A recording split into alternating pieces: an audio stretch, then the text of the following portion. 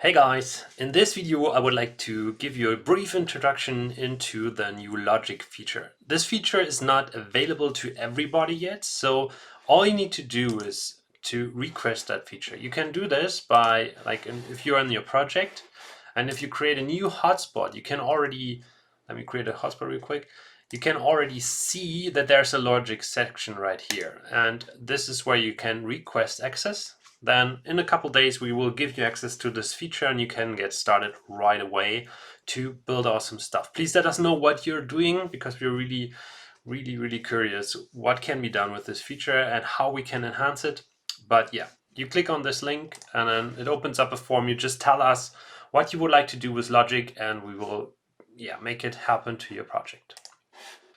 All right, once we've enabled logic to your project, you will see two new things. One is the variable editor and one is the new logic section right here having conditions and events.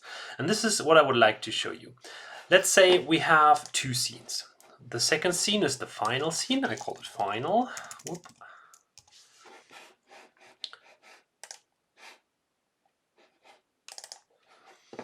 And let's say we want to have a certain condition, like somebody needs to open two hotspots before he can go to that scene. So let's add two more. Oh, let me configure this scene link real quick. So we want to jump in the final scene. So, and then we create two conditions. We want the person to read a certain text box, for example, and we want them to open an image hotspot. So we create two variables for this case. One is opened text box, and then we can select, we create a new variable here, and we name it, and we can decide if this is, what is the scope of this variable. One is scene. Scene means that all those variables will go back to their default value once the user leaves or enters the scene. So it is, the variable is just in the scope of the scene. If we click persistent, the value remains the same during the whole session. And furthermore, like if you have another feature called app users, this information will be stored onto their account. So for this example, I just need to do it with scene variables, and we set as default value something like false, or we can just leave it empty. That's fine. It's okay. So I'll leave it empty. And then I create another variable and I call it opened image. So this is also scene variable, and we also leave this empty. So we've created both. Once we created both, we can use them in the logic section. So let me create two new hotspots. One is the text hotspot we put right here, and thanks for reading important text. So this is the text box we want the user to read, and then we go on logic and we say, okay, what happens if the user interacts? So what happens if this hotspot is opened? We set this open text box to 1. So this is what happens. The user opens the hotspot and then the open text box variable will be set to 1. We also do this for the image hotspot. So we create this image hotspot right next to it.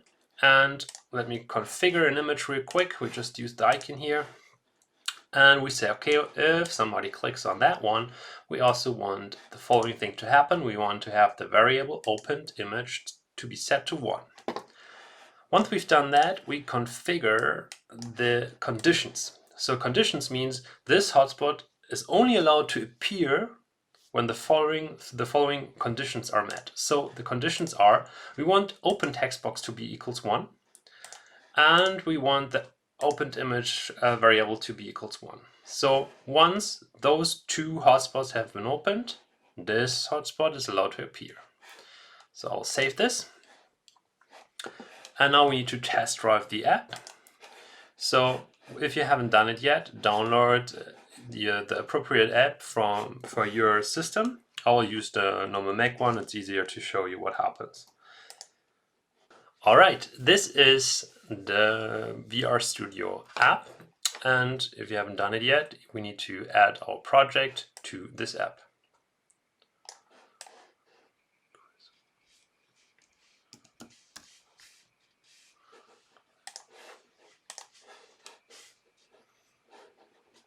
All right. So let's start my little project.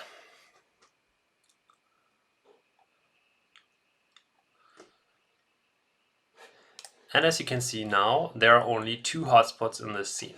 If we click the first one, it opens our important text and thanks for reading. And this will in the background set the text box variable to equals 1. And then we need to open this one. And as you can already see, I've opened this and this hotspot just appeared. So if I click on this hotspot, I'll be in the other scene. So what you can see is the logic feature is pretty straightforward. It enables you to let things appear in one scene or in another.